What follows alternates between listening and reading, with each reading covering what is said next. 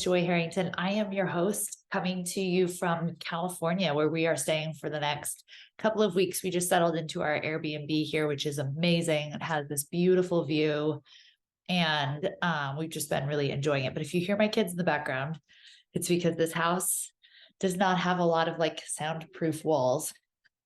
So you might get some noise coming at you in the background. Let's chat what to do if you're feeling stuck in your business, or like you're having a hard time getting clients, you're having a hard time with a pitch, you're having a hard time selling something, and advice that I would give myself back when I was getting started with a brand. So today's going to be a little bit of tough love, a little bit of stuff that maybe you don't want to hear, but it's absolutely going to help you, because you can either choose to stay where you're at and let things just be hard, or you can choose to pivot or, admit some things and change and then get better results. So this is what I wish I would have known back in the beginning when I was going to build a brand, build a business. And I know a lot of people listening that want to build their own brand, build their own business, that are currently doing that. So this might help you in getting unstuck. So I work with women who typically either already have an established brand or they are starting their own brand. And some of the common pitfalls that I've seen with them, and not just with them, it's from my own story too, is that in the beginning, they don't really know what they're starting or why. They don't really know what problem they solve in the world. And then they look at what everybody else is solving and they're like, well, I can solve the same thing. Well, absolutely you can. But now you're just joining a saturated market and hoping that you stand out, hoping that you can get clients. And that's the hardest thing in the world. It's literally so hard to build your own brand, to build your own business, to have consistent money coming in if you are just jumping into a saturated market doing what everybody else is doing. I would not recommend this at all. In fact, I will tell clients, like, don't do that. Like, don't even put yourself in that position. Don't create an offer if you don't know what problem you solve and how you do it differently. So those are my first questions for you: is what problem do you solve in the world and how do you do it differently?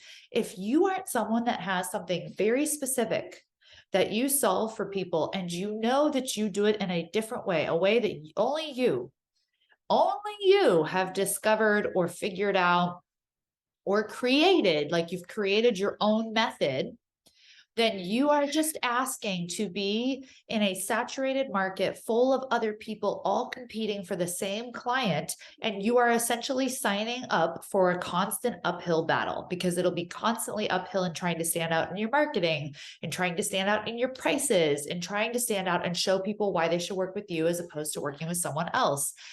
And you have to be, this day and age, especially if you're building a business online, you have to be very, very specific, very niched, and very different in order to stand out. That's just the time that we live in. It is a market that's become very heavily, heavily saturated over the last few years.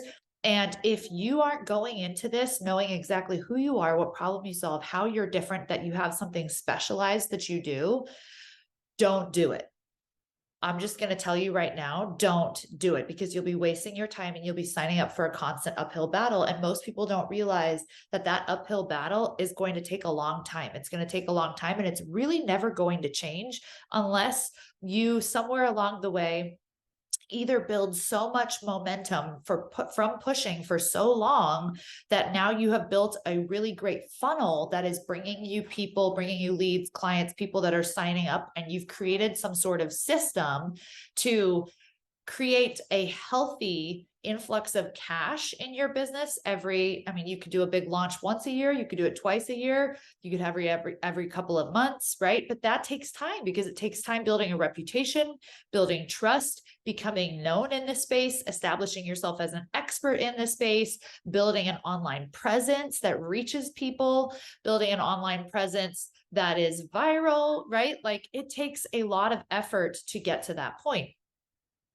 So if you can't answer those questions right off the bat, tip of your tongue, oh, I know that I do this, and I know that I'm completely unique, 100% unique in this, no one else is doing it this way, then you don't have a business worth starting. And that sounds really, really harsh. But what I mean by that is, you don't have a business that is going to be a reason why you should start it, because you're not just starting a business, you're creating something that you're committing to for the next decade, that you're committing to for the next 20 years. And no one sat down and talked to me about this when I was starting my brand, because all I was thinking about at the point was, how can I make some money? I didn't think about what's my plan in 10 years, 20 years, like, where am I actually going with this? How am I building this into something that's going to serve me? How am I building this in a way where maybe I have to trade time for dollars now, but ultimately I know I won't have to. I know I'll be able to scale this thing. I know I'll be able to establish some sort of funnel or method or thing that makes me completely different, that brings people to me, that I don't have to go looking for people anymore, right? It's going to completely change the game with my marketing, all of this. And when people don't have a very strong sense of, no, I know I'm totally different in this space and I can see myself becoming a billion-dollar company or multi-million-dollar company because it's so different and no one's ever heard of this before, you don't have a strong enough vision to really start that business. And don't waste your time doing something just to make money. There's so many things that you can do. Think wisely about, okay, do I really, really want to commit to the next couple of years? I'm going to have to be pushing pretty hard. The next couple of years, I'm going to have to be working pretty hard. I'm going to have to be building some momentum in order to get this thing to a multi-million-dollar company. And then I'll be able to start getting back some of my time. I'll be able to not be trading so much, time for dollars. I'll be able to scale easier. I will have an easier time with marketing. People will come to me. I won't have to put myself out there so much, right? If you don't have something very specific that you do, you're completely different in, you might never reach that point. So you don't have a strong enough vision for why you should start this business in the first place. So you need to be able to answer those two questions. And if you don't have them, don't start that business. Find something else. Find something else either that you can answer those questions for, or something else that you don't have to have those questions for. As in, you can affiliate somebody else's products. You could be an influencer. People think like influencing means you have to have all these brand deals and you have to have this, big platform. Well, guess what? You have to have a big platform for your brand too. The only difference is with your brand, you're not only building a platform, you're also the marketer and the product producer and the service provider and the CEO and the CFO. And now you have no reputation. You're also starting from zero and building a reputation, whereas someone else who already has amazing products and already has a reputation, you just get to come in and ride off of their momentum, ride off of their reputation and affiliate their products, right? We make fun of influencers. We think they're kind of a joke, but here's the thing. Anyone online that's selling something is an influencer.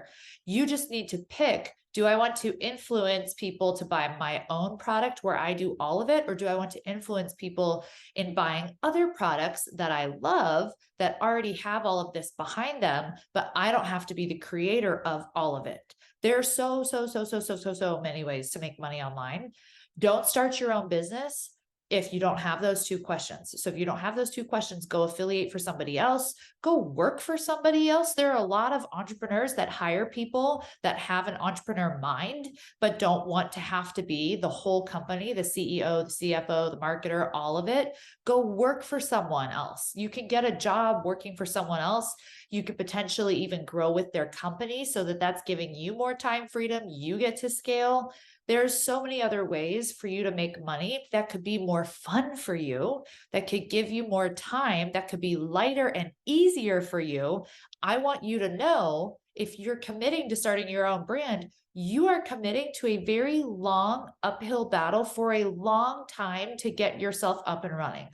It takes a long time to establish your reputation, to establish your presence online, to establish rapport with people, to tweak your marketing, to learn your marketing, to know exactly what you do, exactly what your offer is, what the price point is, and then to create a funnel where it's feeding you people instead of you having to go out there and find people every single day. Most women don't think about this, but when they start their own brand, they start their own business, they are essentially signing up to be in masculine mode for a long time, because you are having to get up and go out there and hunt for your family every single day. Essentially, you're having to go out there and find money and bring it to you instead of being in your feminine and allowing yourself to receive. Allowing yourself to receive money looks like picking things that are easy, picking things that are already established, picking things where you can just align yourself with it, and let it do the rest of its job, but you don't have to do all of it.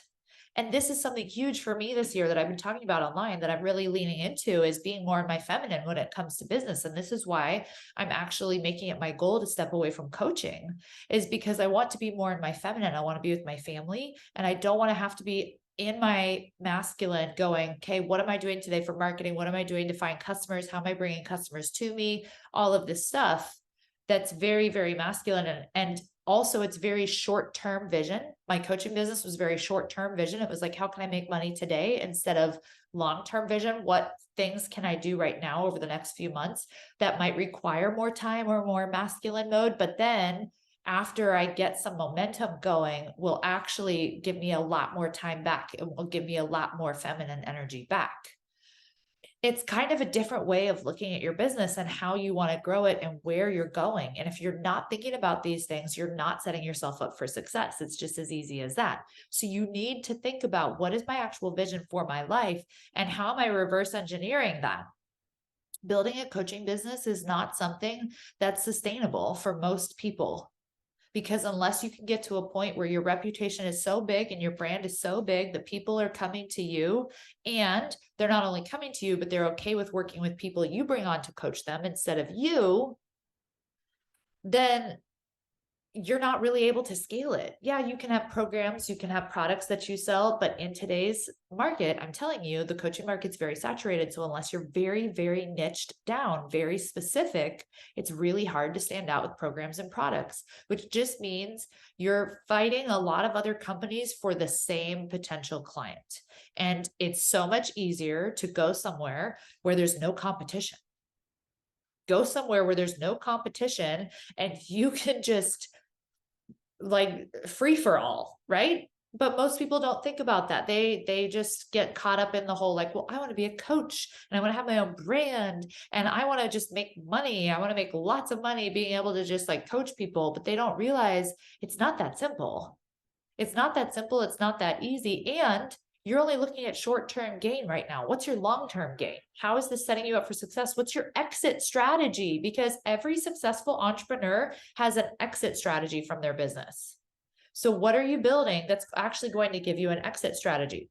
So first two questions, what do you do and how do you do it differently? Question number 2, why does the world need me? Why does the world need me? And most people hear this question, they're like, oh my gosh, I don't know. Like, I don't know if the world needs me.